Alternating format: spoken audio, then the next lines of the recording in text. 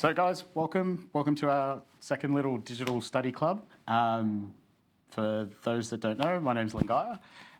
Myself and Cal run the CEREC to Success courses and webinars and everything CEREC related. So thank you so much for joining us tonight. So before we get into it, I'd like to introduce our lovely panelists who have given up their time to come and do this for us. And, you know, the real purpose of today was to get real-world experience of essentially, you know, what it's like bringing a CEREC into your practice. And, you know, what that conversation looks like from people who have done it themselves. So, you know, I'll let them take the floor. So we've got Natasha and Anna here. So Natasha, why don't you tell us a little bit about yourself?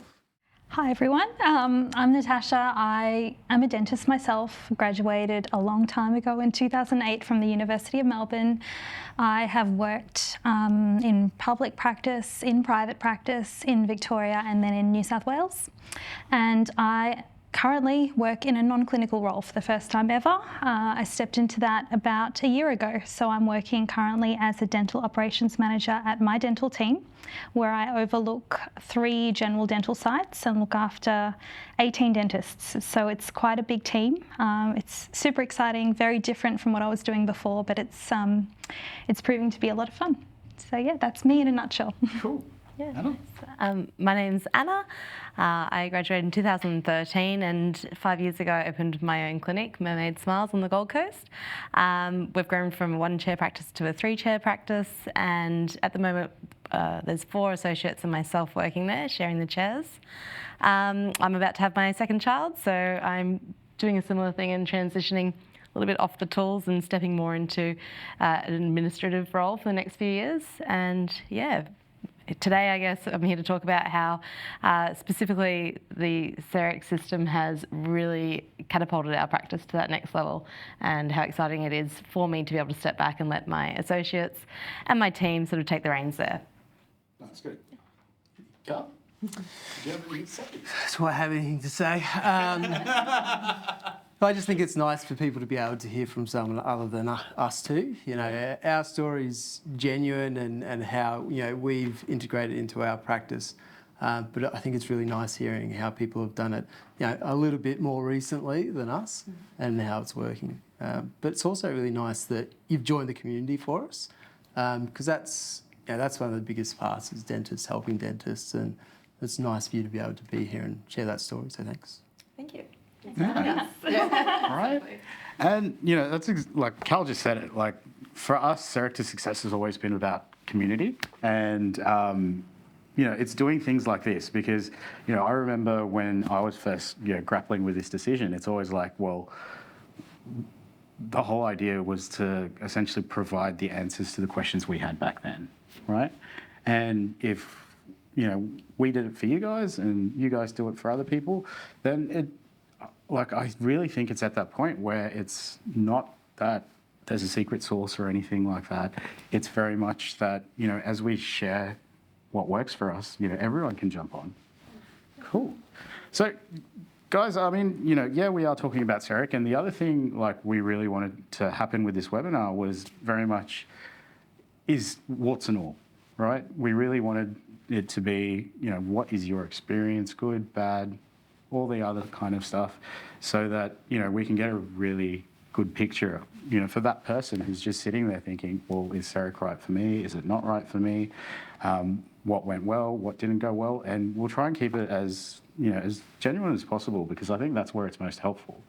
And, you know, with this, I think the best place to start is, you know, tell us what made you sort of, I guess, take that jump, or what was the process when you guys were thinking about it? Like, you know, how long did it take to grapple with that situation and things like that? What was the story? So Anna, do you want to start that? Well, for me, it was it's a relatively recent addition. We only got our whole CEREC set up, including the prime mill, prime scan, and the furnace in December last year. So what, 6 weeks ago, I suppose. And in that time, we've had 2 weeks shut down for Christmas. But for myself, my husband and I own the practice, and it's something we'd been always thinking about doing, but we didn't have much experience with it at all. I'd heard some horror stories, as we all have, right? And I'd seen some pretty dodgy work too in patients' mouths come in. So I was like, nah, why would I do it? My lab guy's great. I get really, really good prosthetic work back. So, you know, if it ain't broke, don't fix it, I suppose. So come, you know, the review we did with our accountant June, July, we sort of did it in October, we actually saw how much we were spending on sending away external work for lab fees, and yes, that's always going to be a part of it, but we thought, wow, this is getting big now. Like, we're doing a lot of indirect restorations, and you know, is there a better way in which to do it? Not only that, but because we're sending a lot of work out, it's hard when we're busy getting patients to come back in to get that work placed, I suppose, after a couple of weeks. And, you know, we sort of thought, well, let's relook at it. You know, let's relook at this CEREC system. And I think I actually came up here to an introduction night, which was interesting because I really was kind of coming to it going, I'm not going to do this. I'm not buying it. Like, I'm not. Full disclosure, I'm about to have another kid. Like, we're building a house. We're not spending this and we're not doing it. But I'll do it. I'll come along and listen. So I came away from it and I called my husband on the way home and I'm like, I think we should look into this a bit more. It's sounding interesting. He was a bit of a harder push.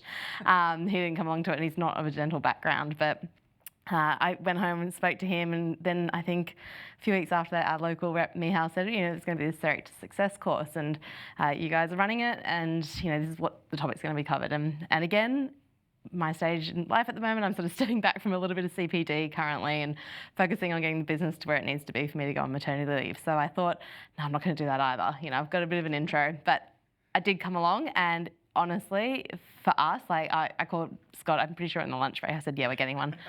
we're getting one. And I think I loved particularly that it was hands-on, so I could physically see what it's all about. And again, for me, I think I had a lot of doubts about fit, maybe some of my own reservations about design. I mean, we all know anatomy, sure, but, you know, you guys explained how much different it's got to be from what my traditional conceptions of a crown prep might be.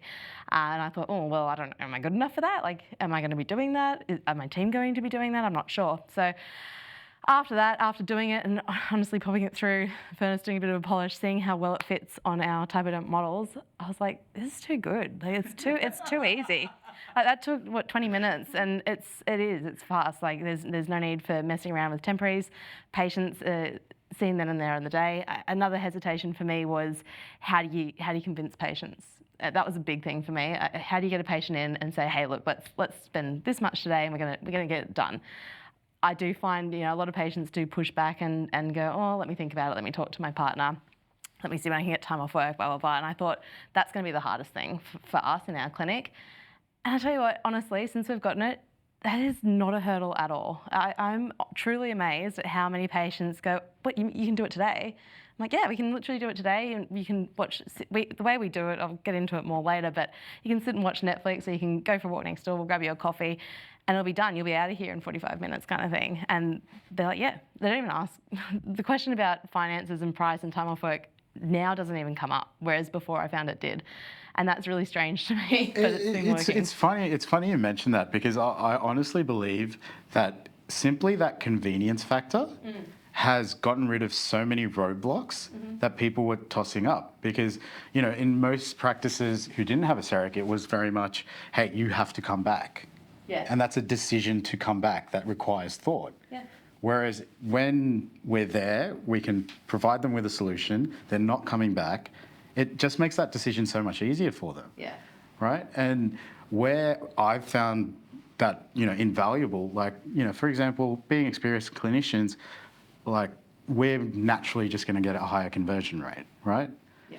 But for that new grad associate, for the ones with less experience, having that ability of just presenting the treatment and having that convenience automatically improve their conversion and things like that, getting better outcomes for the patients and really building their confidence.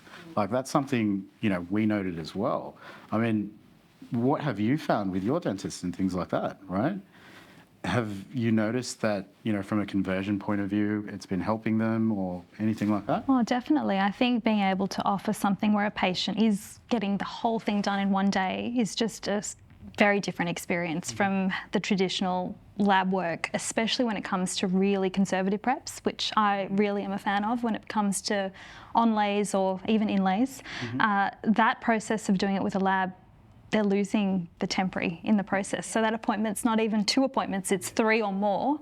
And that's a hassle to a patient. They're able to just get it all done in one go, it's bonded, it's done, and they're happy. So It turns those dentists off recommending that treatment. I agree. Because they're like, oh, if that temporary comes off, then I have to try to squeeze it into a book somewhere, and I know it's going to come off because I'm trying to be really conservative. I know it stopped me from doing it for the longest time. Yeah. But the other thing, like just listening to how you were telling that sort of journey unfolded, I was like, it mirrors what I went through as well, in the sense that it started off 100% as an accounting expedition, right? It was very much, okay, your lab bills are this much. It just makes sense because the repayments on the CEREC are less than that, right? Yeah.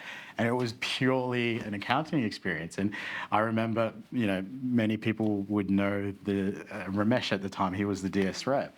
He'd call up and he's like, hey man, I'm going to come talk to you about CEREC. I'm like, you can come, you can give me free lunch, but I'm not buying a CEREC, right? I was vehemently opposed to it. And the exact same thing, like they brought it into the practice, and when you physically see it, right, and you experience that, it was just light bulb went off, and I was just like, yeah, that's the driver, let's go. Yeah, actually, you're right. Even before I came up and did the course CEREC to Success, I guess the stepping stone to get me there was, again, my local rep Mihal. He said, I'm going to bring the machine in and pick a patient, we're going to do one. Patient was my mother. She's a great guinea pig, and she now has a 1/6 CEREC milled Tessera crown, and she also has one on a different machine on the 2/6.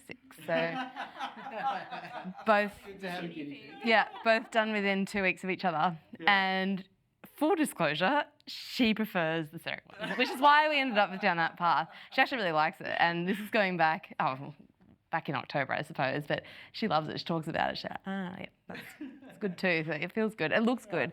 And yeah, I guess for me, I'm going, well, you can put it on your mum. That whole process was really easy, but I did have the rep there doing all the design for me. I'm going, can I do it though? Like he kind of went, look how easy. I'm going, okay, for you.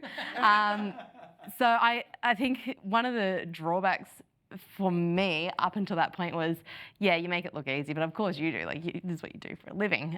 Can I do that? Can I replicate that? No, I can't do that. I don't have time to do that. It's not what I'm focusing on in my career at the moment. And so then, yeah, push came to shove. I came along to the course, and I did see, using different types of blocks as well, and different processing methods. They were all relatively easy once you got that flow down on, how you do the design. You do the big movements first, move down to the small movements, and then it just goes in perfectly. I mean, for me as well, I love that because.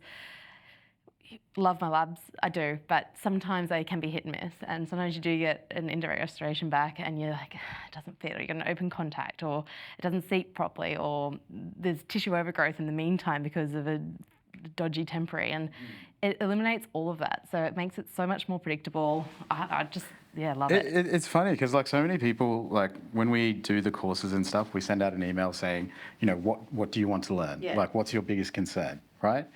And, I think people get lost in I need to be better at design. I don't understand design. I'm not, everyone knows anatomy, but then it's like, I don't want to be responsible for, designing this piece of art too. And, I think the paradigm that's the most interesting, and what I tell most people is that the technology is at a point where it's not on you. The only thing you need to do is provide good dentistry, right? And then you have faith that, like 9 times out of 10, it's going to design a perfect tooth, right? But that comes back to it being a tool that you just use, right? It's such a boon for efficiency, having that reliability. Yeah. Knowing that it's always going to fit. It means that you can make your appointment times shorter and shorter. Yeah. Because you're not like, if this comes back from the lab and the contacts are too tight or this or that, you know that it's just going to, it's going to bang in every time. Yeah. But can I backtrack for a sec? Yeah. I thought it was really interesting that you said that your mum preferred the CEREC experience. Yeah. Can you tell me, from a patient point of view, what the difference was? For her, it mostly comes down to feel in the mouth.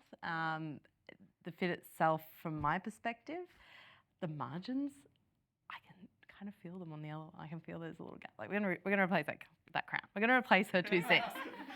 No one call Opera. No, exactly. And I mean, we did that one first, to be honest, and that was that one that I was like, I hate this, and I'm never going to do this. Stick to my lab guy, way better. And then I don't know if they talk to each other or me. How cool is like, I'm going to bring in the CEREC machine. I'm like, no, we just did this on the other one. I'm not going to do this again. You digital guys had your chance. Yeah, exactly. He's like, no, this is completely different. And they were a good sell, the other brand. But when I tried it and I saw it, I was like, nah, I don't want it in her mouth. I don't want it in my mouth, kind of thing. So we did. I let him do the other one, and it was really nice. Like the difference from my side of things straight away. I got my little probe, and I was like, oh, I can't feel anything. That's great. We took an X-ray. It looked beautiful. But mostly in her experience, and she didn't know any of the rest of this. She didn't know the back end. She was like, that one feels so much better than that one. So how it functions in her mouth, the anatomy, that could have been his designer. I don't know, but she said it just feels like her tooth.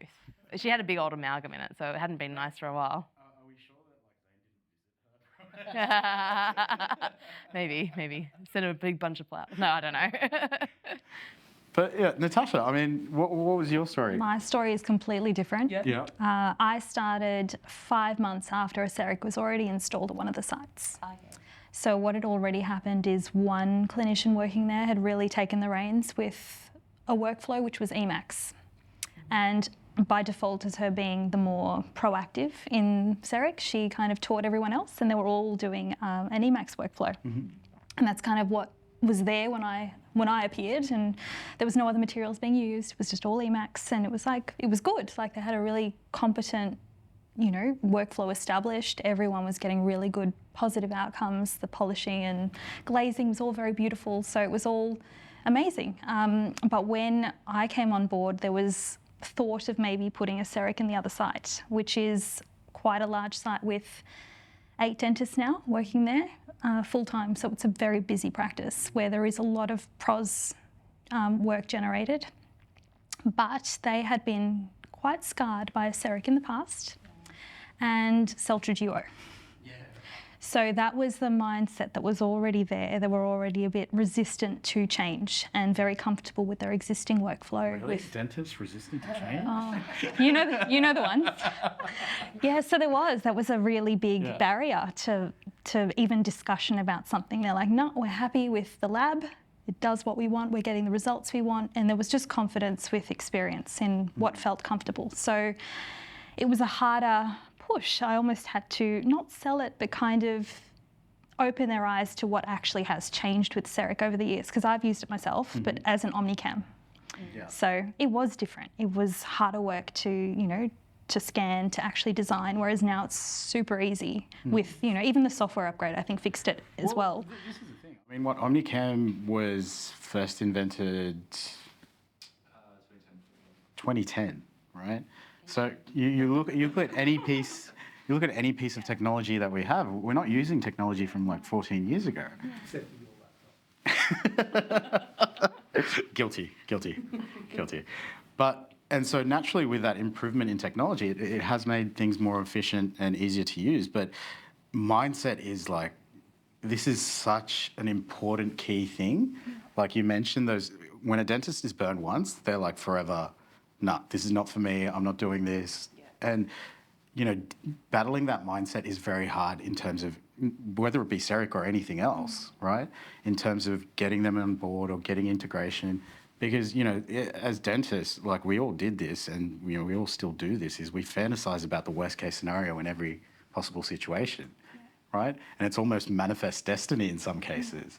So, really choreographing that integration. So how did that go? Like, if you had to start off, I guess, on that negative footing. Well, the thing is, I kind of went from the framework of a bit of a reset in terms of knowledge about CEREC. So for me, part of that is really increasing that awareness, because they aren't aware of the change that's occurred. They aren't aware of different blocks that you can use. Like when I did it, we were using VitaMark. Like there's now zirconia, there's so many options that we didn't have then that they also weren't familiar with CEREC, being able to do with CEREC as well. So being able to say that we can mill a zirconia the same as it is done in a lab, with a similar result as a lab is something that they weren't maybe aware of. And I think just being able to remind them as well of the fact that you can do conservative preparations and actually something that's better for the tooth, because you can temporize it. You don't have to temporize it. You can actually put it on the tooth straight away. So they don't have to actually do those conventional crown preparations if they don't want to. I think it was opening that kind of idea of where you can actually benefit a patient by having something that is different from what they're doing currently. And that kind of was the start of a little bit of eye-opening, I would say.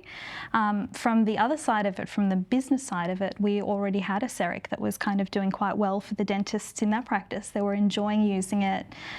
Patients were loving it. So there was a lot of support that we already had there to think that maybe this could also work somewhere else, which instilled, I guess, our confidence in investing in that at another site, despite that initial hesitation. So I think when I approached it, it was more, let's approach it differently. Let's do it in a kind of transitionary way. No one has to use it. It's more, it's there, it's an option, and this is why you can consider it, but don't use it if you don't want to. And that was the kind of open doors to, an opportunity which they didn't have. And I really felt for them, part of that initiation would be involving it with training and, learning how to use it, learning how to get optimal patient outcomes with something that they weren't doing currently. So that was kind of my angle with how to bring it in. Because, that's hearing something like that is so different to what we're used to.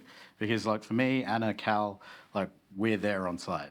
We're, to a certain extent, I'm not sure about you guys, but it's no, we're using this thing. Or, So I'm going to spend this.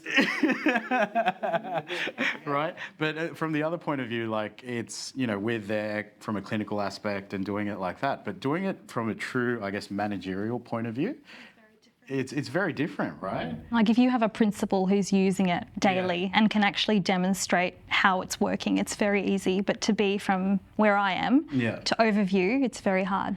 And to be honest, that's what we all aspire to, right? We all aspire to, going away from clinical practice. Cal's, you're down to 1 day, right? And Anna, what's the goal for you? The goal is no days. No days, right? We all want to be like you, Natasha. Right?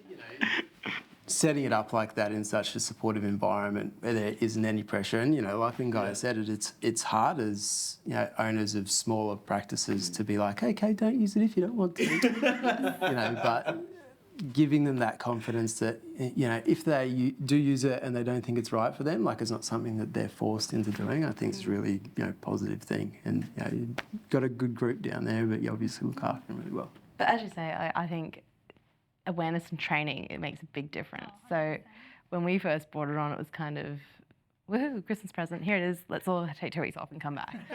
And that is what happened. Everyone was sort of booked up to the end of the year. I used it day one, and we did upper premolars, so 4 teeth. Yeah.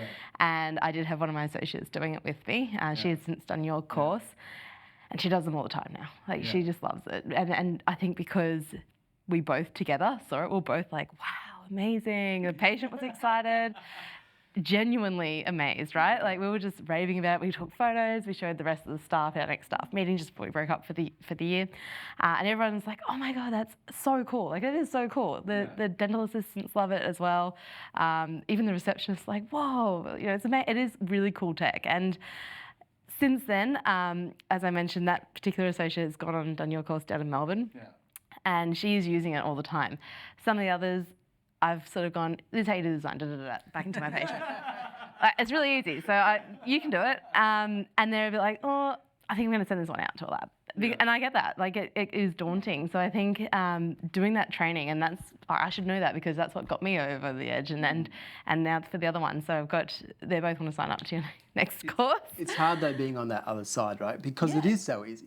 I know. And you're just just do it. Okay. I know. Want to do it. It's easy and the software is really good and it makes the job really easy, but you do have to kind of know how to get through it. But once you do, it's just bang, bang, bang. And that's why it feels nonsensical not to do it. Yeah. Why it's so nice to hear that from you guys, right? Because obviously we tell this to people all the time. We're all like, yeah, but. Yeah, you're like, yeah, but come on, guys.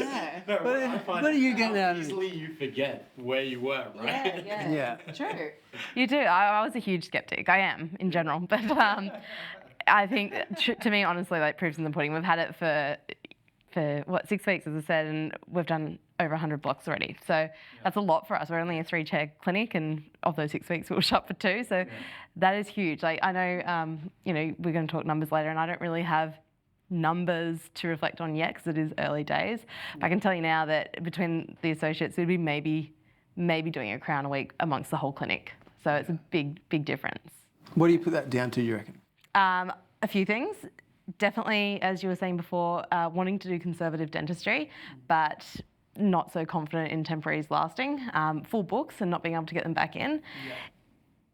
Crazy books, and you're just going, oh, you know what, let's just temporise this for now. Let's just put smack a disgusting looking full surface restoration on and see you in 6 months. Like truly, that is it. I know that it is. We meet up and have practitioner meetings once a month, and we go, oh, I'd love to do it, but there's just no time, and it gets booked out. We need to work on block bookings, but anyway. And I think because of that, we ran a report before purchasing the equipment, and the amount of 3, 4, 5 surface restorations that we were doing was huge, and they're failing anyway. They're coming back and they look terrible. There's marginal leakage. They're worn. The anatomy's not good. The dentists feel awful because they want it to look better than that. It's not fit for DPR, and it gets you down too. And it's not easy. It's harder. It's harder to do that. It is harder. And then you go home. You're like, oh, I probably didn't do the best work for that patient. But you know what? They're great. I'll see them in 6 months, and we'll rediscuss doing that crown then. I just didn't have the time then. And I didn't have the ability to book them back in within a certain time frame to make it work. Now that we've got this, and as I said to you, that was my biggest hesitation, was that conversation to have with the patient, that conversion. How do you convince them to do it on the day? Because prior to that, it's always, we take them out, this is what the plan's going to be, this is what your insurance is going to give you, when can we book you in? And then there's too many questions, too many options to make decisions. Yeah, well, exactly. And at the end of the day, it is what the patient needs. My other concern was, is it overservicing? Is it overselling? I actually think that what we were doing prior was not in the patient's best interest at all, because these large fillings are coming back, cracked teeth, split teeth, needing extractions, costing the patient more because then they've got to do implants and all the rest of it. So I think that it's more conservative doing these inlays, onlays, absolutely, than waiting for something awful to inevitably happen, which it does, and then maybe losing a tooth, having to do a larger indirect restoration. So because the dentist and our staff truly believe that, it's not a sell. We just say how good we can do it for you today, and they're like, yeah, sweet. That's like I feel so strongly about that, where it's belief. Yeah. Right? Like, if there is belief, there is authenticity, there's genuineness when you're talking to the patient, because you're trying to do what's best by them, because that's what you believe in, right? Yeah. And, there's no script, there's no, that comes close to that in terms of really connecting with your patient and helping them get the best outcomes, right? And, when you were saying before about, oh, look, the whole team's excited, right? Like, that's one of my absolute, I love to hear that, because that's one of my absolute bugbears with anyone that does have a CEREC. Like, CEREC's been around for 30, 40 years, right? It didn't need me and Cal to come along and say CEREC is great, right? But what I have found is that I know so many people that have a CEREC, or I've been to practices that have a CEREC, and it's an afterthought. Right? It's taken for granted. Yeah, it's just some piece of equipment there, where that excitement that you had when you're saying, you thought it was amazing, the staff thought it was amazing, that shows through to your patients so much. Yeah, and I think it's invaluable though to get them all on board. I mean, as I mentioned, we sort of got it in and shop for the year because it was mayhem. But then since then, we actually had our floors redone just after the Christmas break, and we used that opportunity to kind of get all the staff on board and say, hey, who's interested in this? And they're all interested. It's just like this big thing that just sits in our lab room and oh, what is it? What does it do? They don't really know. I go in there and I do stuff, and some of the associates do, but they're not really connected to it. So they were all really enthused, and I didn't know how that would be taken up, I suppose, but they loved it. And we did just an in-house training day. I sort of just ran it like, what do you guys want to know? Do you want to see how it works? Do you want to know why we do it? They were fascinated with why we'd use different materials, why we'd do certain reductions on teeth. This is my receptionist, my treatment coordinators, my stereo nurses, and my DAs. So everyone across the board was truly really into it, and they've all now milled or grinded their own blocks, and we've created an in-house shade guide with all the different types of blocks. Yep. And they were really proud of it. They were really proud of their little teeth that they had, and they'd compare them, and they want to now be involved in doing them. And so, you know, if we do have a patient, dentists run late, if we do have patients running late, even our reception staff would be like, oh, I can see, like, you know, you might be coming in and getting some of this work done. Would you like to see one getting made? And they show them. And they're genuinely enthusiastic about it. I'm not telling them to do this. They're just doing it themselves. And now my team, they really enjoy the break up in the day if they get to load a block, cut the sprue, polish it up, present it back to the dentist in a little box with the case. Like, they love that. They do. Oh yeah, we have a box. Yeah. Taking the team on that journey with you, right? It gives them a sense of ownership as well, right? Like when that restoration goes on, it's like, I was a part of that. And that ownership is, you know, it helps for them in their confidence and everything like that. And it's an extra path for their career to grow and build their value, right? And when you know, something as simple or trivial as, you know, hey, do you want to come have a look, right? Because that's when the patient understands, hey, wow, this is special. Yeah. This is something special. And guess what? That same patient who's getting that restoration, they probably have someone who's exactly the same age, in the same position, and they just have these conversations where, you know, it's so organic, and then that person comes to you, like word of mouth. Like, it's been forever, you know, one of the pillars of like private practice dentistry. And you hadn't even planned it, it just happened. It just happens. Yeah, right? And yeah, just hearing that genuine enthusiasm and excitement, like that's really, you know, that's like everyone, and I was the same way, everyone looks at CEREC as it's an accounting thing, right? Money, like, you know, it costs this much, blah, blah, blah, you know, and they look at, oh, well, it's not really saving me, like it's saved me a few $100s on a lab fee. Do I really want to spend, you know, however much it's going to be, right? Which for us was, you know, almost a 200 something K, right? 200 plus K. And when you go through that journey and you go to the other side, you realize it had nothing to do with the lab fees. It had bugger all to do with the lab fees. It was that you created this environment that helped patients, you know, get the best out of it. You became more efficient. And when you did that, the natural implication was there's an increase in billings and production, right? It's a win for the patients, a win for the dentist, because any dentist that looks at their prep for the first time, like 100x, right? That's an objective marker, right? You look at that enough times, you're going to want to improve, right? And there's no, Cal was just being mean. My prep's not that bad. Right? And, you know, for us, the associates then go on that journey, right? Where they're really getting real-time feedback. And it really helps you to see, all right, which associates are really interested in, you know, growing, improving, and things like that. Because if they can't accept that feedback, it gives you a pretty good profile of who they are as well, right? Yeah, that's true. But I think even from their point of view too, I know that my associates, they get genuine appreciation from the work that they've completed that day. They can go home and be like, yeah, I did really well for Lucy, you know. She has gone, instead of going home and going, oh, I don't know, like there was only like one sound wall there, like how is that going to hold? Can she eat dinner tonight? Is it going to break? Am I going to see her tomorrow? Is she going to be in pain? Like all these questions, which I know I've done, and I know that my associates feel sometimes that stress. Yeah, exactly. That's really, it's something, a question that we get a lot when we do the business course, right? Because, you know, you outline it on lab fees, blah, blah, blah, blah, blah. There's often the question is, but, you know, will I be doing more?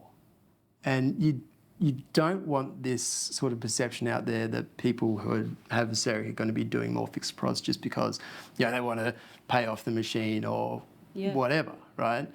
But, you know, hearing you say, particularly for your associates, that they feel like they're doing better dentistry, and, you know, that's what I believe as well. Yeah. You know, that this has enabled me and my team to do better dentistry, and so your patients are looked after better. but your fixed pros goes up, which is nice as well. And so like everybody's winning. It's not like, oh, I've got this thing now, I'm going to have to be doing a crown for everybody. No. It's, I've got this thing and now I'm doing really nice, amazing fixed pros work and it's predictable and reliable. So this person who wouldn't have gotten it before, I'm going to offer it to them. It's great.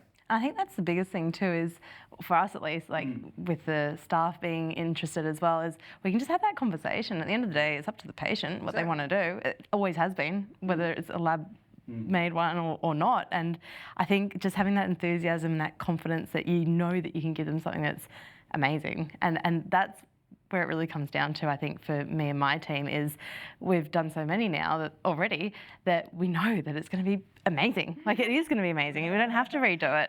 And so it's really like, yeah, you can do it, or you don't have to, but like, this is how good it's going to look. And it just happens. It's organic. Yeah, like in terms of that, there's that belief in the technology and system. And like, full disclosure, when I first got it, I was still taking analog impressions. I'd take a triple tray impression, pour it up, check the fit of the crown that was milled on the CEREC, and put a temporary on that person, and then get them back in, right? That was my journey to trusting the technology, right? Because for me, like, It's just crazy, right? it's insane. It's insane. Everyone's sitting there going, no, that's nuts. Right? And, you know, because at the, like, I think it was more, you know, how is this going to work, right? And then once you have that belief, and I'm not suggesting in any way that's what anyone should do to get that belief, right? But once you get that belief, then it just keeps going, right? Because if you don't have that belief, or you have a bad experience or something like that, it hinders everything, right? Like, we don't, you know, talk to the patients about the best outcome, because we're not worried about if it's the best outcome or not. It's about, and this is the line I get so many times when we run the courses. It's like, I know the study says 10 to 15 years. I know the studies say it fit, but does my crown fit, right? And that's because the belief is not there, right? But it's so interesting. I mean, what have you noticed? Like, one thing I've just got to like pull us all up on, so far everything we've said has been super positive, right? Which is a good thing. You want But we've also got to like say, you know, what else happened? I mean, overwhelmingly, we found it very positive, but at the same time, like, what are some hiccups you guys have found? Well, my first associate that I made do a crown, I was like, you'll be right, just do the design, off you go. We booked it for like 3 hours too. Yeah. Gave her plenty of time just to see what was going to happen. And she did a zirconia. And it didn't look very pretty, I'll be honest. Like, it was shiny.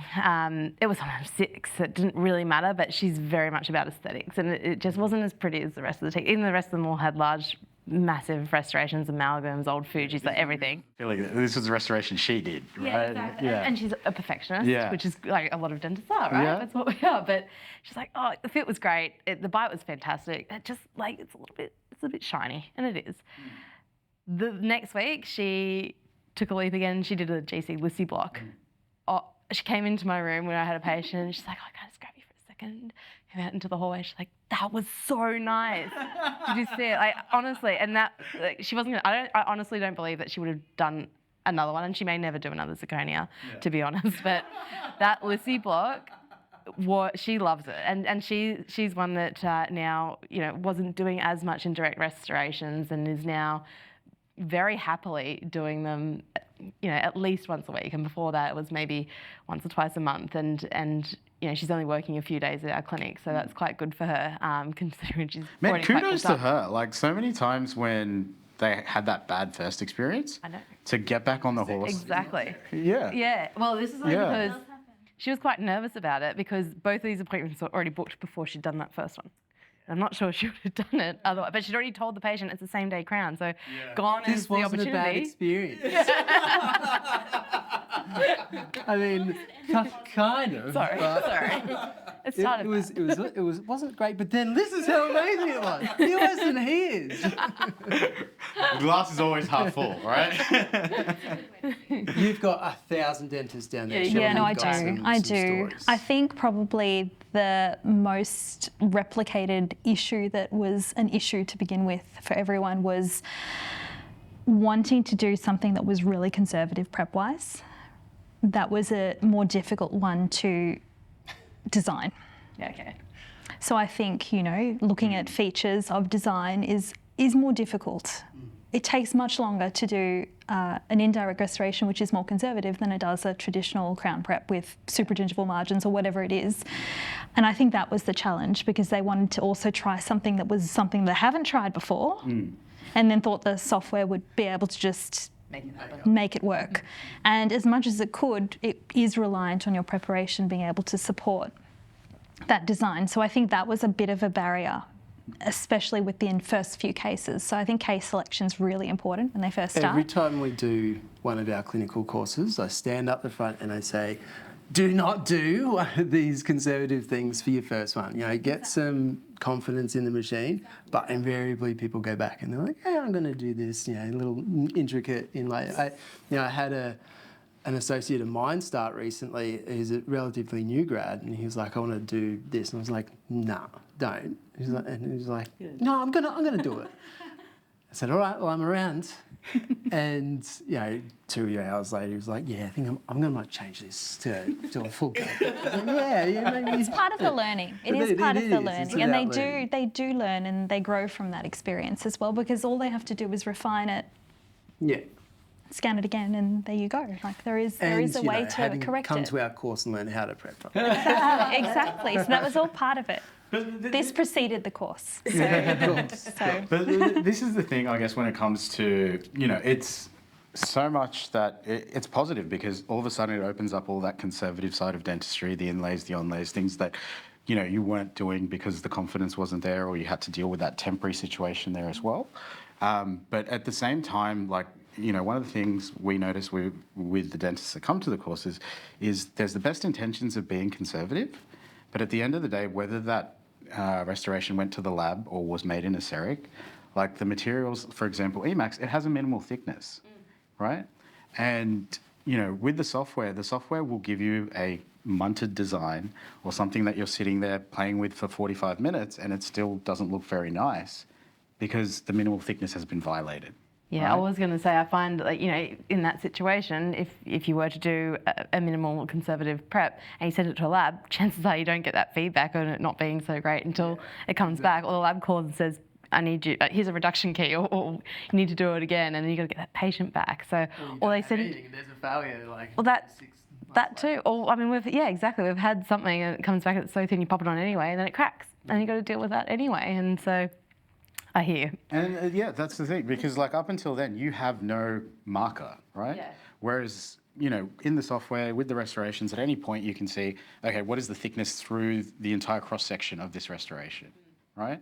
And you can see, and I think dentists as a whole, particularly new grads, there's this paradigm of, it's almost a sin to cut into a tooth, right? Because it's paradoxical. We want to be as conservative as possible, but in most cases, if that thought process of, I'm being super conservative here, and you under-reduce the tooth, that is probably causing more damage, right? Because you want to do this restoration once, you don't want to do this twice. If you're doing it twice, you've already, it's more detrimental, right?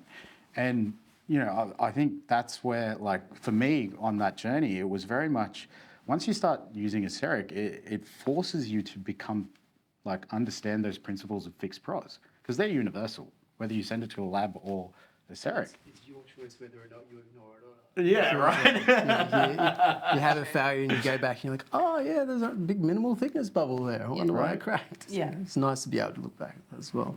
And having those grads, or particularly the newer grads, to see their development, because we've hired 4 new grads in the last year and a half, 2 years, and to see how they've sort of progressed, they don't need me to tell them. They can just look through the software and oh, okay, yeah.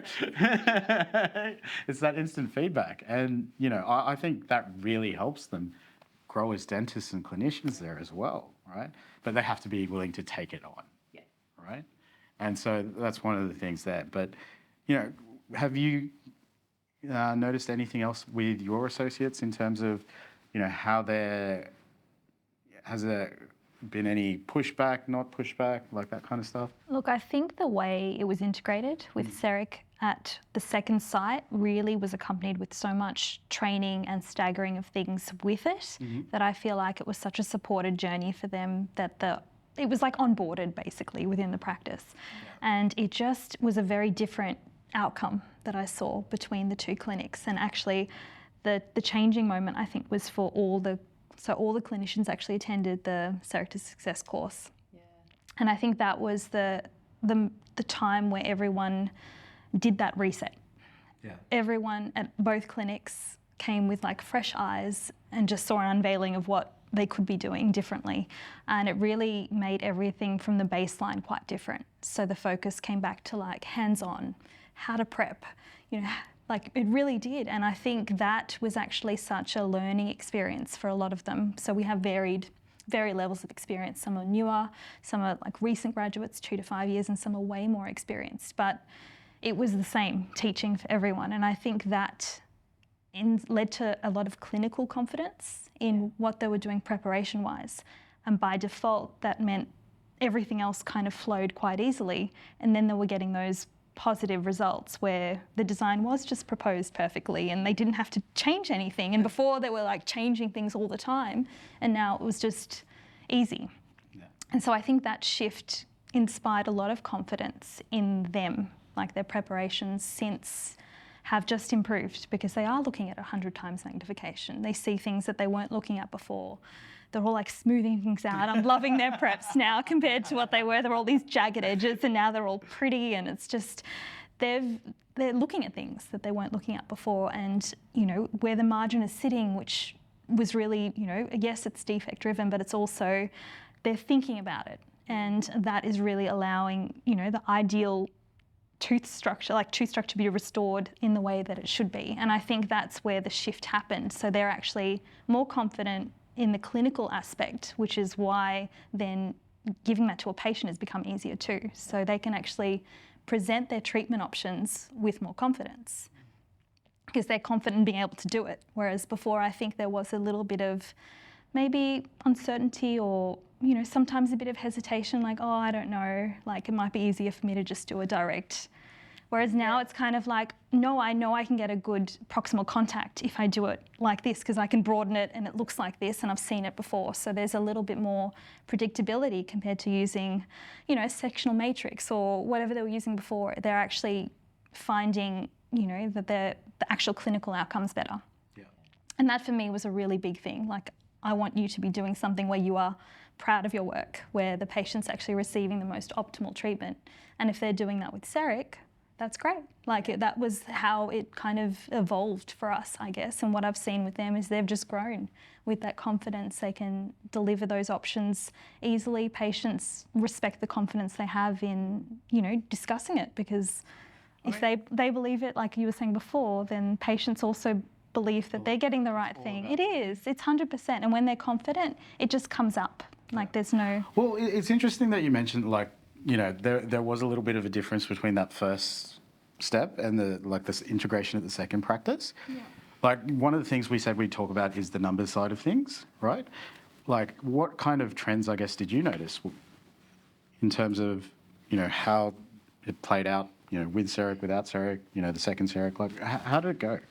Look, there's a lot of numbers you can look at. Mm-hmm. For me, as I said, my viewpoint when it comes to numbers is it's not entirely my focus. It's definitely more patient-driven, outcome-driven, and the dentist supporting the patients to get to that point. So when I look at those things, it's more the ability to discuss it with the patient. And I think that was a really big one, being able to offer that as part of treatment, whereas before it wasn't being done. So in the time, if I'm to compare before the training and after the training, it's pretty much doubled. So in terms of incorporation of fixed pros units, basically it's doubled in treatment plans, which is a lot.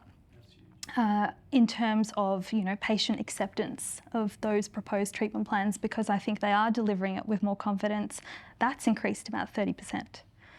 So those shifts are what actually have led to providing the outcome which they always wanted, yes, but now they're actually doing. And as a result, they are invoicing for more fixed pros units It's okay. as Feelings is default. not a dirty word. Well, it feels We all- but we in all terms, own no, it is. Well, it's not something that I focus on, to be honest. But like when it comes to that, as a byproduct of doing the right thing by the patient, they've actually changed things, and that's actually huge. So at one site, that's multiplied by 8.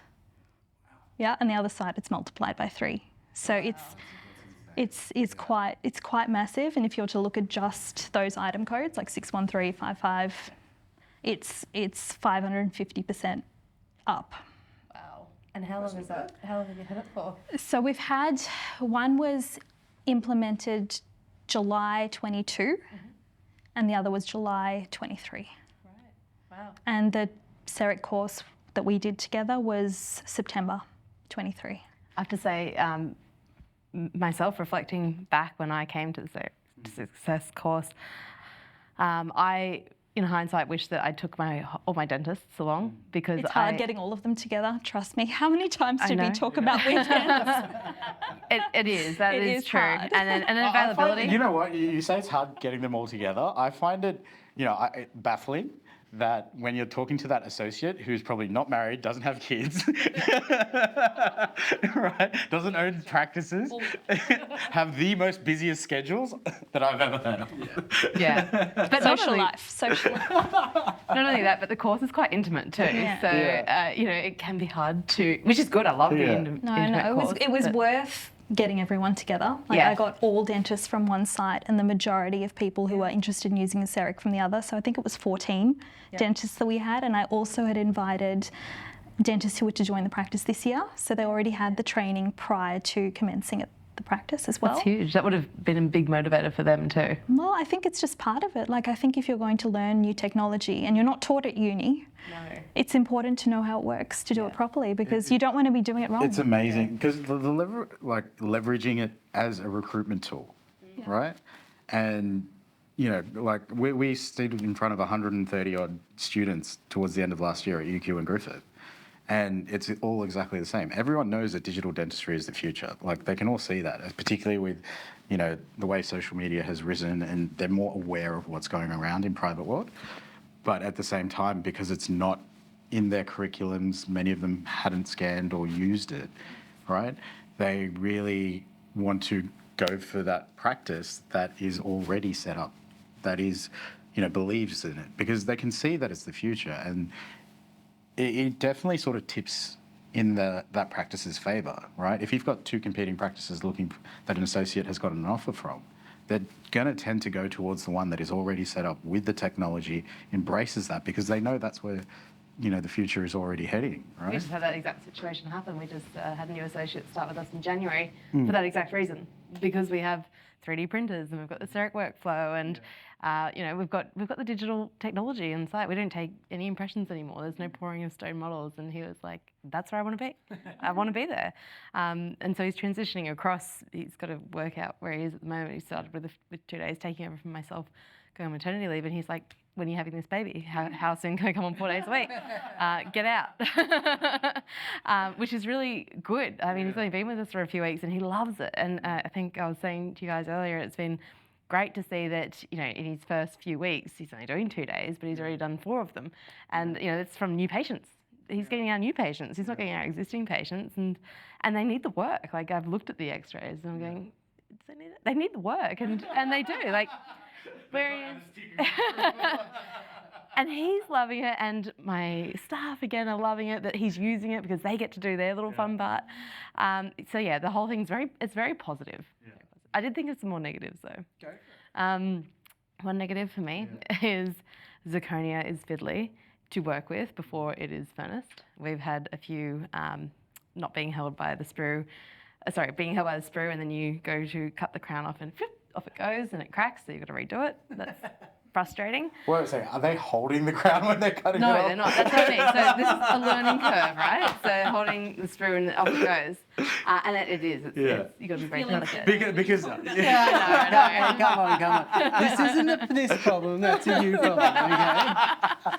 It's true. right? Because when that Emax went flying, it still was in one piece Yeah, it's after it fine. got Run over it. And the other thing I've personally found, which, and you told me, full disclosure, you did tell me that this would happen. I like to do full mouth cases or aesthetic cases, and I thought, great, let's do it with my CEREC.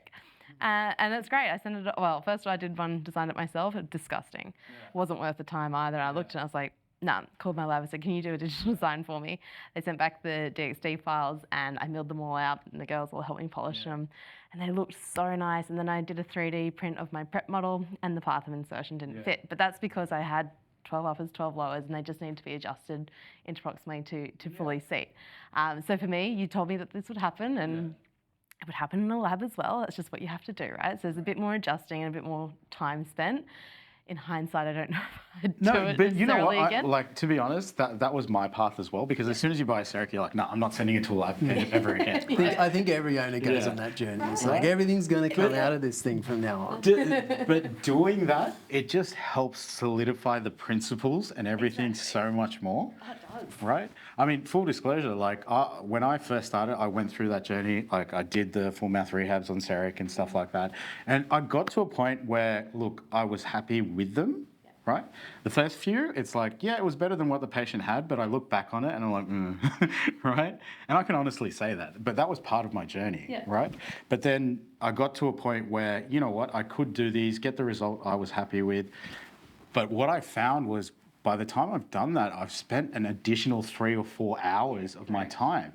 And like, particularly as practice owners, our most valuable commodity is always our time, right? And so, you know, all my anteriors in those bigger cases still go to a lab these days, right? I mean, these days I prefer my associates doing those cases, right? But even just doing the posterior work, there's still not a question of ROI or does this make sense or anything like that, right? And I think that's what, you know, a lot of people, like CEREC it's always been like the Ferrari of the dental industry, right? In the sense that it was expensive, it was cool, you know it could do stuff, but I think the everyday, you know, local practice would turn around and be like, well, you know, that's just a bit too far for me. But I honestly believe, and when we run our courses, is that it's not that practice that's, you know, turning over 2 million, 3 million, 4 million, has 10 associates, they're the only ones that can get the CEREC. It is that everyday dentist. Like when I first got the CEREC, like our practice was billing maybe like 600K, right, in total.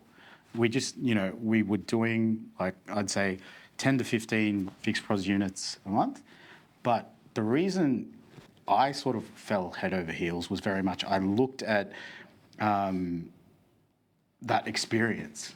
That experience was mind-blowing, right? And that's what sort of pushed that journey. And after going on that journey and, you know, helping other people like yourselves and, you know, others, even smaller clinics go on that journey, like you see that as long as they, you know, put in that effort, you know, really commit to it, that it takes off for them, right? I mean, for you, Cal, like when you first sort of went into it, right? Was there any hesitancy or anything like that? Well, I was like you. Like I thought that CEREC was rubbish. But, you know, Zane came out and did the demo for me. I was like, no, clinically, this is good. I think, you know, if I was to look at it in a negative way, right, you guys have been really positive about it because the technology is amazing, but what you've done, you know, by design is introduce it into your practice with like a really positive attitude, right? So you're setting yourself up for that success. Whereas, like the guy said, like it's a really expensive piece of equipment. So you expect it to be perfect, you expect it to be always running. And it's easy as an owner, and I definitely sort of fell into this trap, you know, in the early days, is if it's not working, goddamn this machine, why isn't it working? You know what I mean? And, you know, I've had mine for quite some time now, and it rarely is out of action, right? But if you had a lab that was like, oh, it's not coming back today, you'd be like, oh, damn it. But what are you going to do about it? Yeah, that's true. You know what I mean? So just, not for you guys, because you've obviously done a really good job, but for the other owners who've gone and spent that huge amount of money and are expecting it to never miss a beat and always produce perfect restorations, like you have to be mindful that sometimes the machine's going to shut down. Sometimes it's on Windows, right? So sometimes you're going to have to restart the computer, or 1 out of 1,000 restorations might not be how you want it.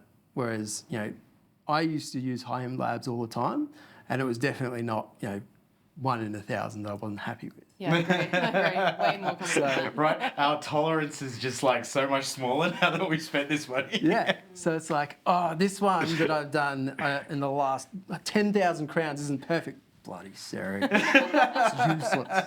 And I think, if that's happening to you in the start of your journey, you have to put on that happy face for your associates. Right? Oh, yeah.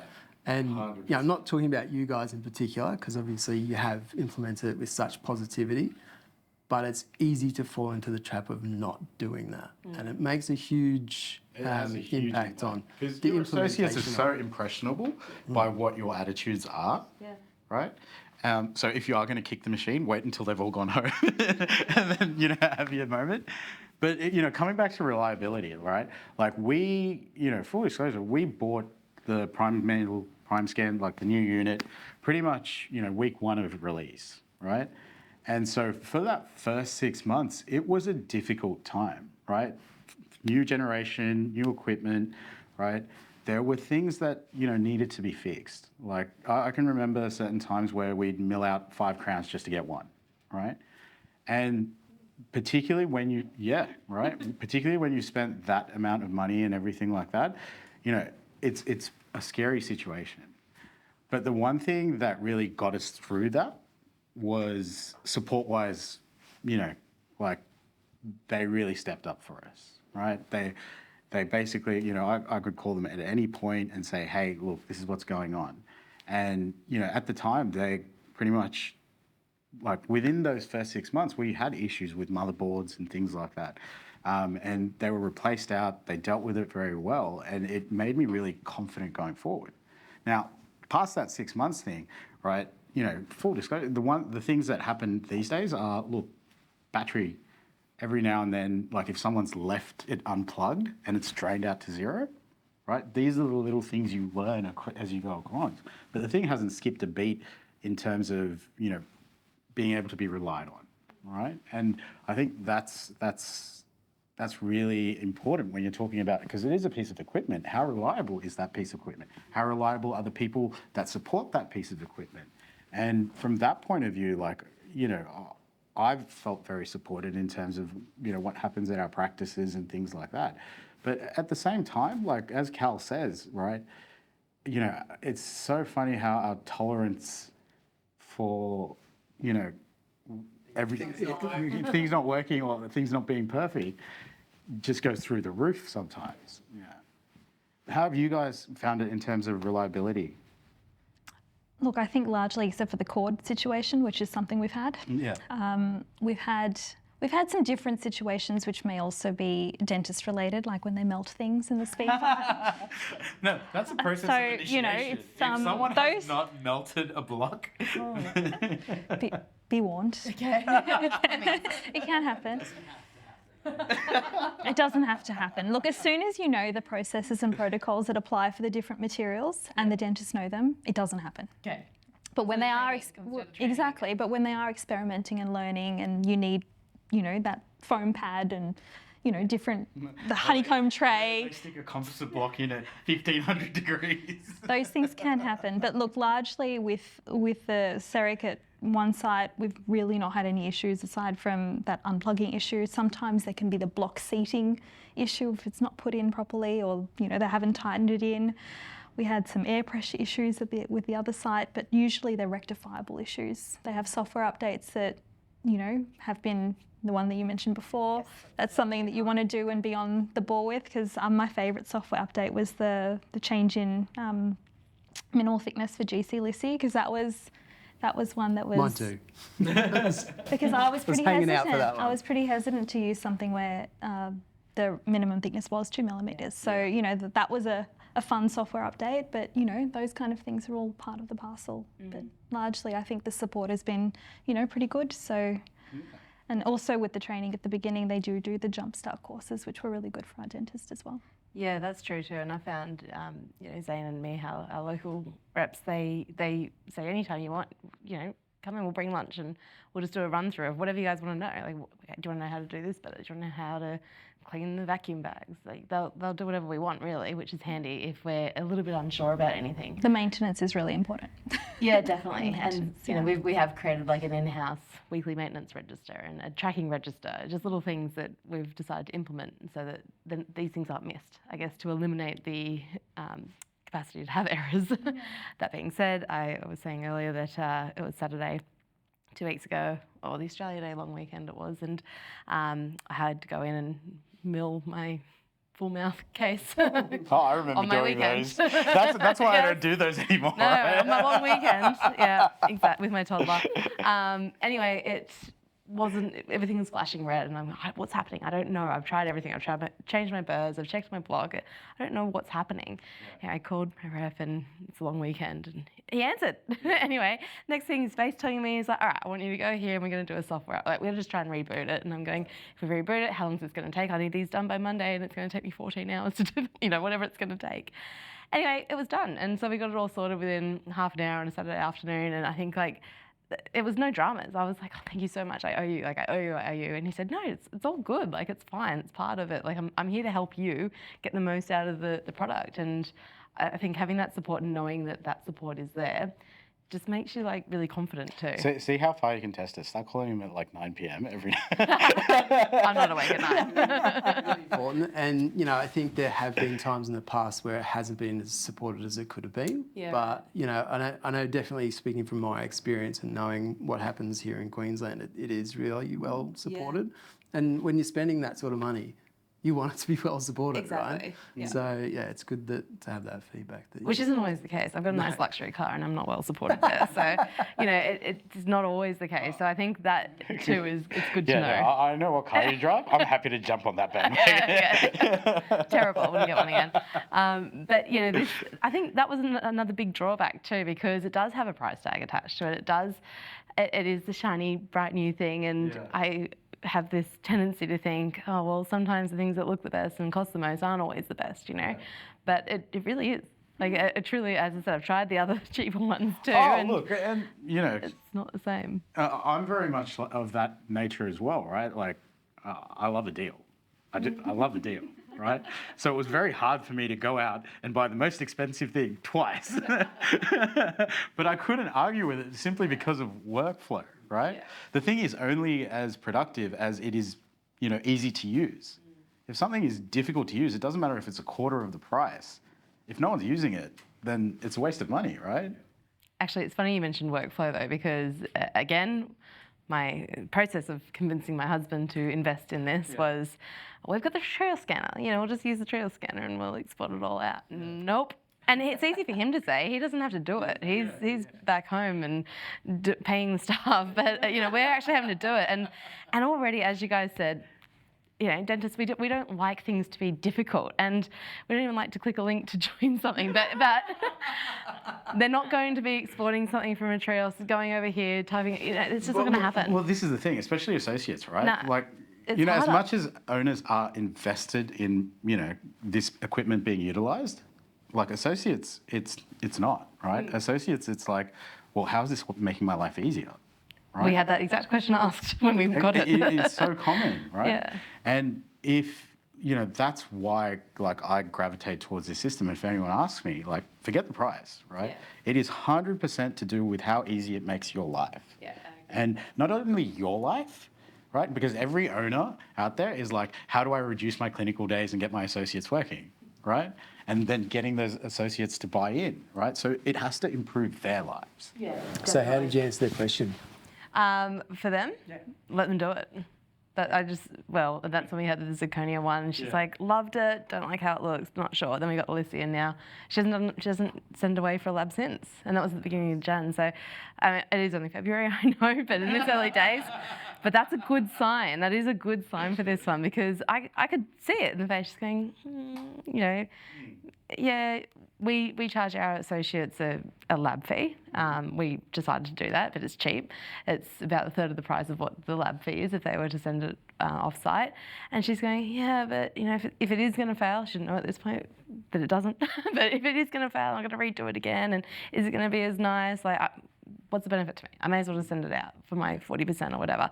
And then she did it. And now the price doesn't matter. It's how it handles in her hands and how satisfied she is with the outcome in the patient's mouth and how good she feels for the patient's outcome as well. She knows that they're going to get a really That's good a result. really important transition because it goes from being overwhelmed by the accountability because you're in charge of everything to actually being liberated by the accountability, right?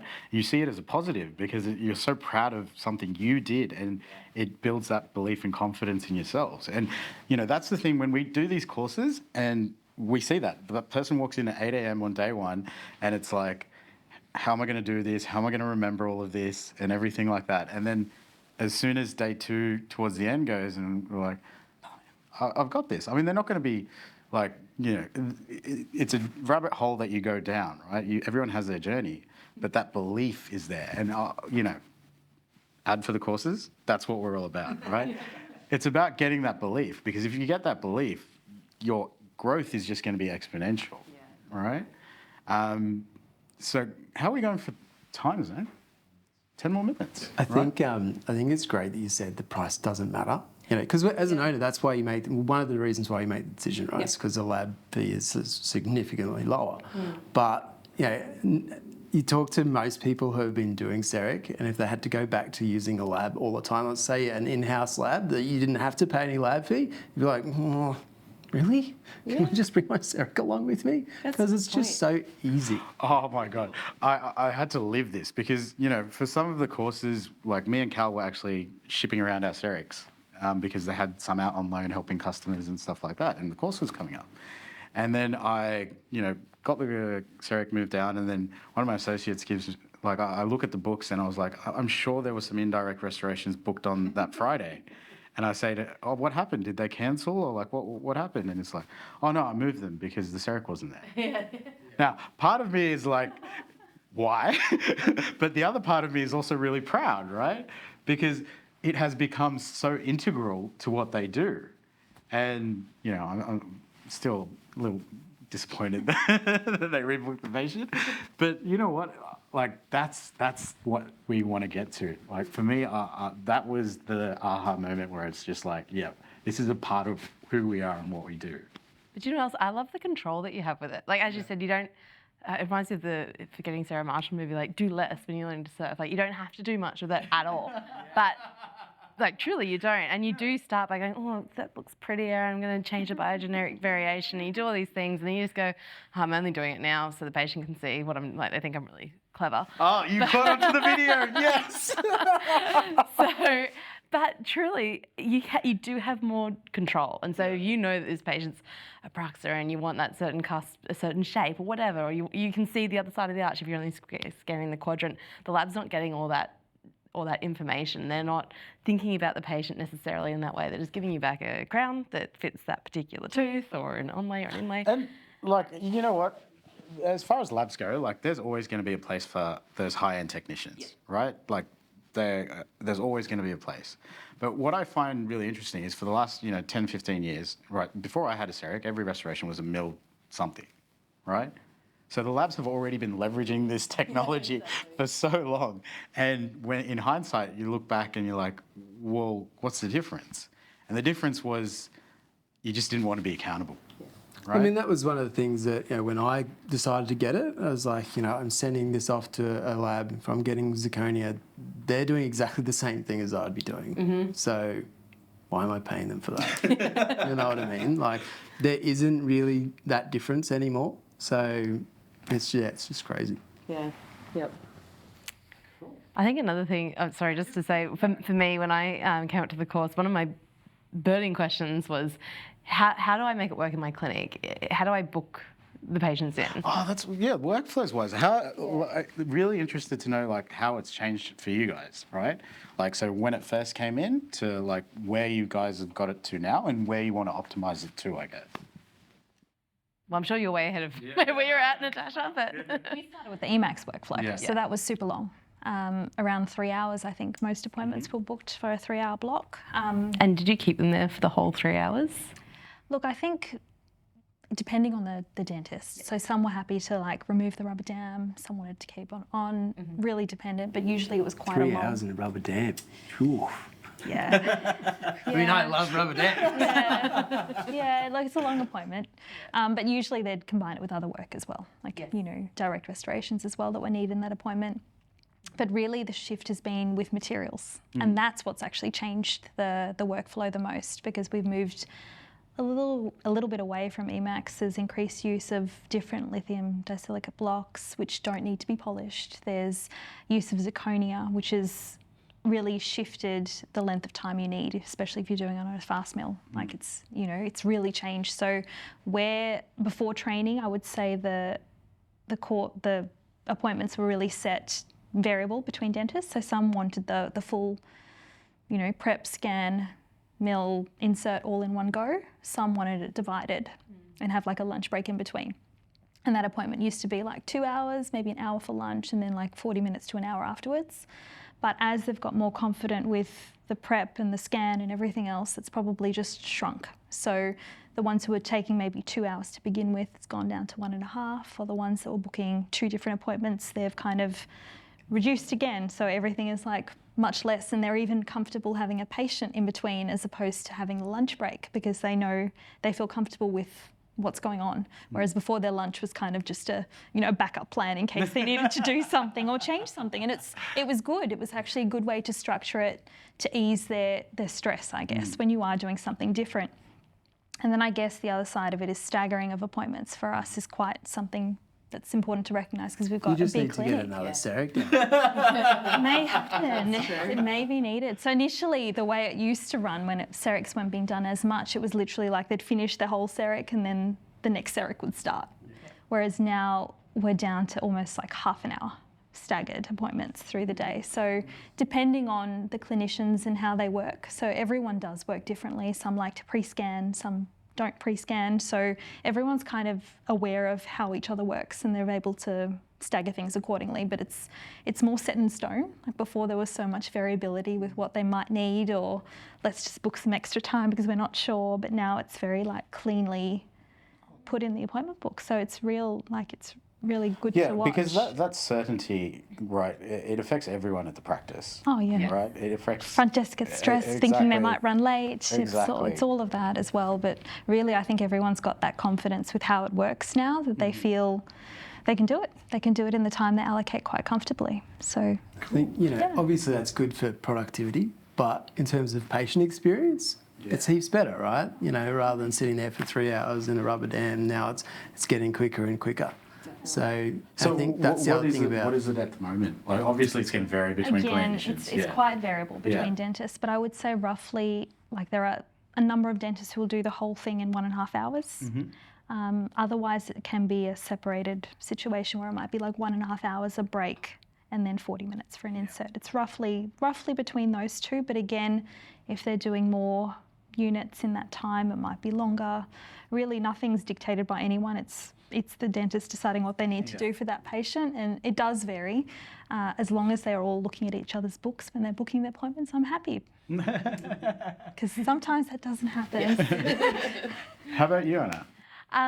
So for us, it was the uncertainty around the associates and how quick they'd be doing the design and how fast the staff could help process that and get it back to them. So they were booking 3-hour appointments, but milling, the first one, as I mentioned, was zirconia, and then it was Lissy. So that's very, very quick. And so we didn't need all that time. It was kind of dead time in the books, but it gave them the confidence that they're not going to be rushed, and that if anything goes wrong, we've got the time to fix it for the patient, because that was what we were sort of guaranteeing for the patient. You're going to leave with the indirect restoration in your mouth, no matter what.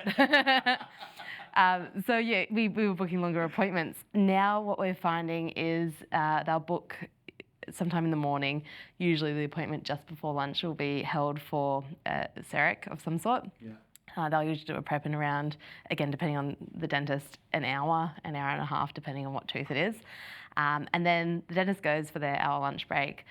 The steri nurse will cover the lunch break and process, mill the crown, glaze, polish, whatever needs to be done depending on the restoration itself.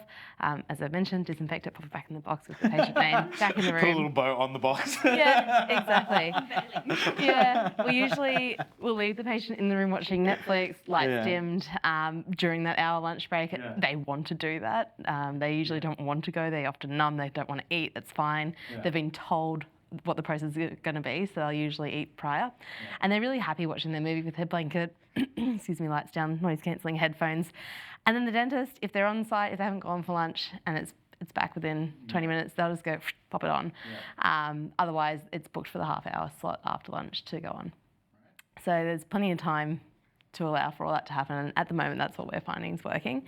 But yeah, I guess for us, it's still seeing who likes to do what. It is still new for us. So Where's the goal? Like, where would you like it to be?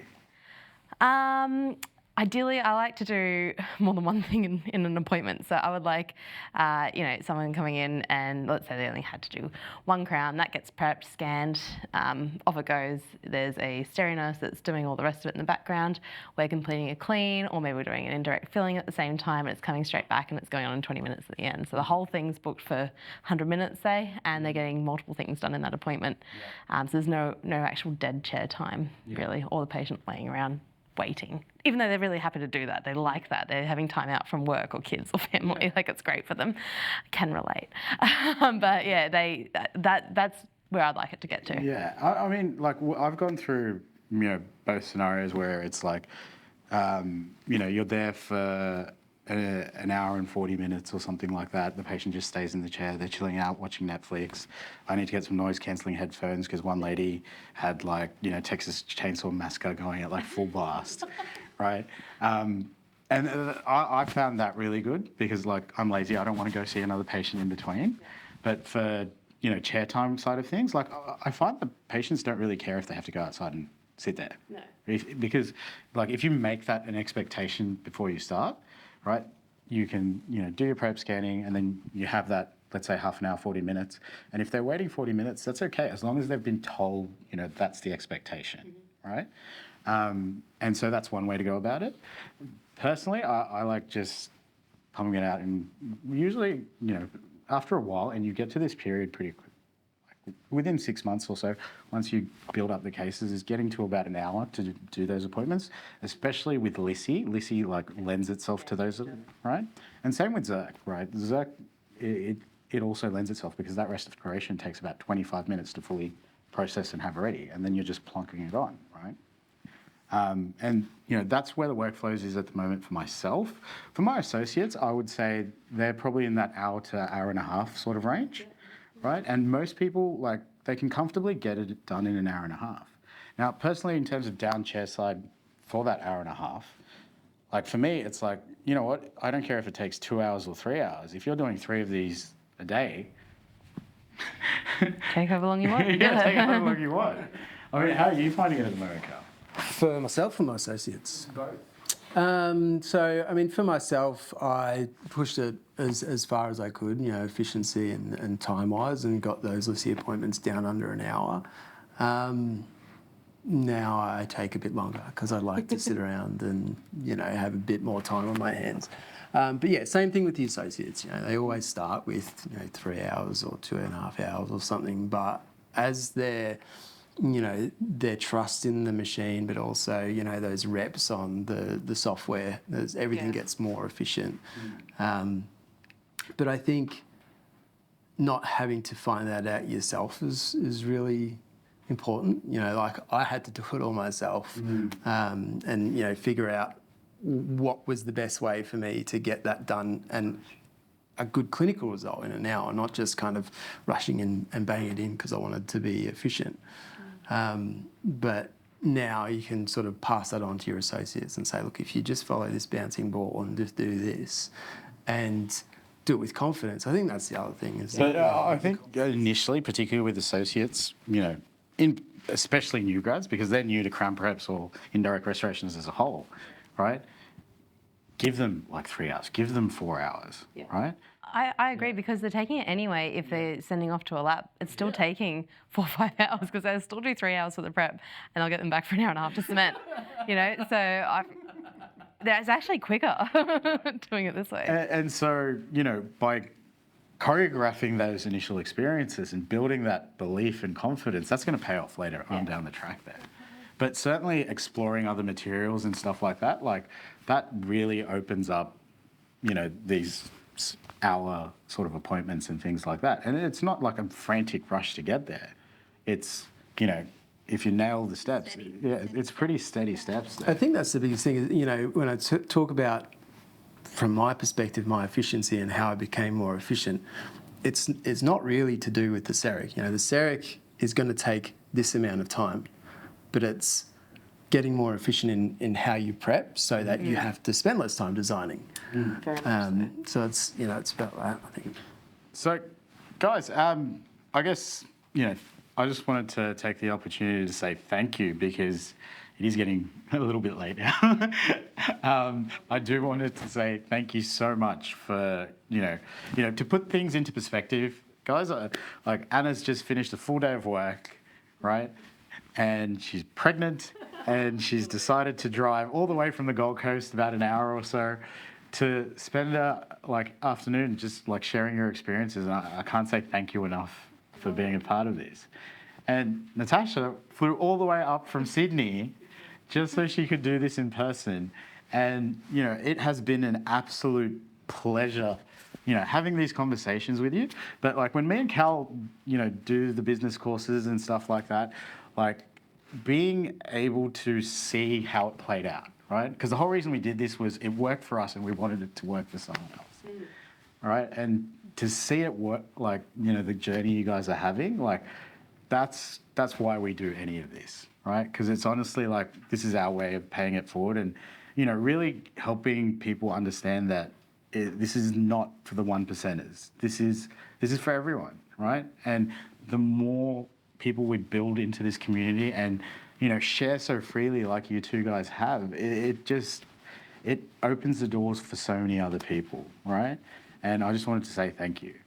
Well, thank you. I've appreciated the support from both of you, and Natasha, after meeting you tonight too. It's great to have that community of support because I think dentistry can be quite an isolating career, and everyone keeps their secrets locked down. But I think since doing the course, I've definitely felt a real sense of community amongst the Facebook group as well. Everyone does share their stories, and I think it's nice to realise that other people are having the same experiences that you are and to bounce off each other and learn new things as well. So thank you as well for creating the course because I can honestly say I've done a lot of CPD and I find a lot of it you go away and you're like, yeah, I got this much really good information. I got this much sales pitch, and and I came to the course expecting that, but I left with a trip to the bank to write a check for the thing.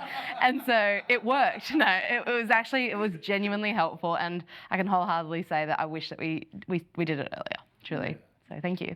And I think it's the same for me as well in terms of the whole CEREC journey for us. A lot of that was providing an opportunity for the dentist to upskill. That was my biggest goal with getting it at the site. So I think you guys being part of that has really been pivotal in changing that mindset, and that whole fall forward mentality has really been quite a shift for everyone, including myself. So I just appreciate you guys as well. Oh, no. So thanks. Thank you. Beautiful. I mean, this is obviously a real love-in now. But, genuinely do appreciate you both being here.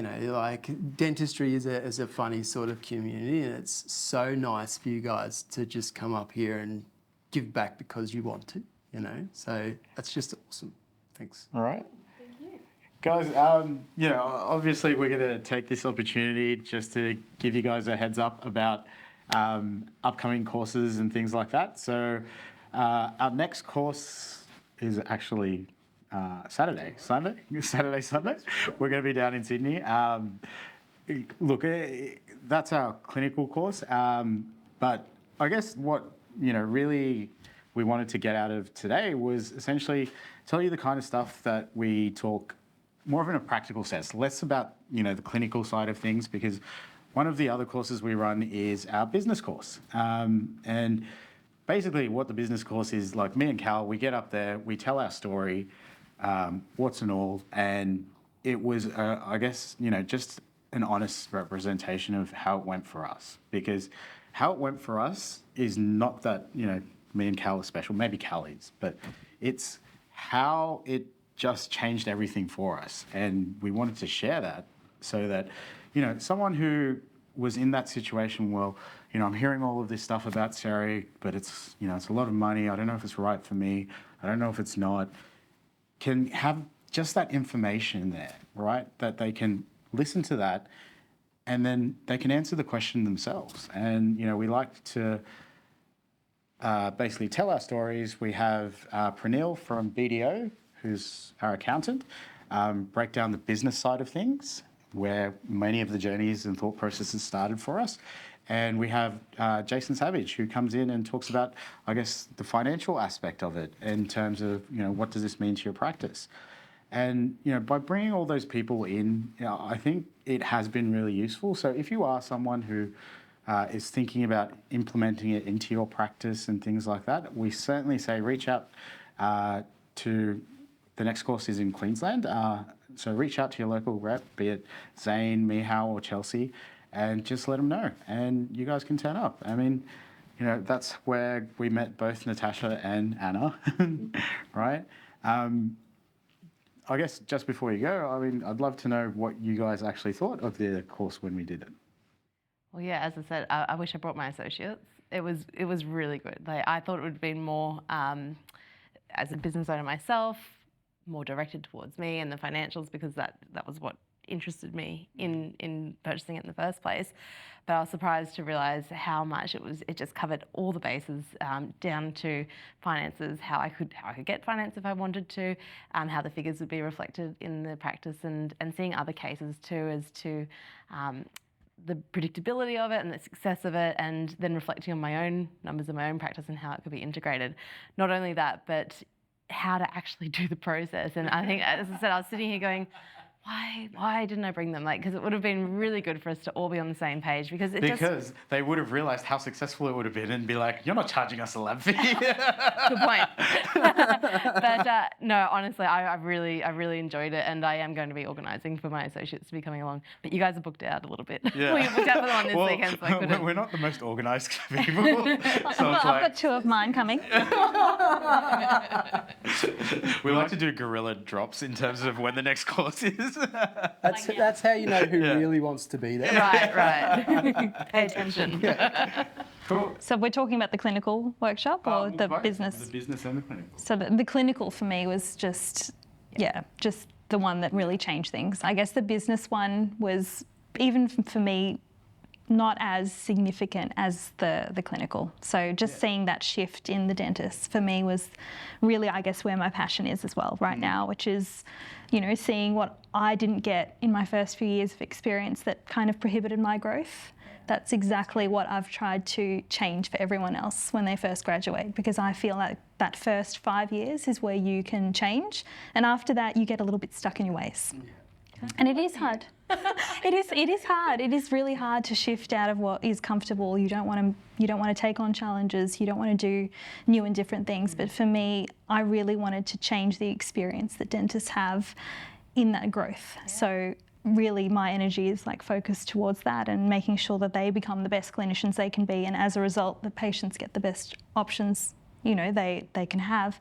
And I think what I've seen with your course and the ongoing mentorship as well that they've had since, it's just been really, it's just you can see the change, you can see the confidence, you can see that they are doing better dentistry, which is what I love, and I'm OCD, so I do put a bit of pressure on it. So to see pretty preps is something that really is nice, and to see favourable outcomes, happy patients, it's all part of that. And I guess that's where I'm doing this, is a very different role for myself as well. And it's funny how.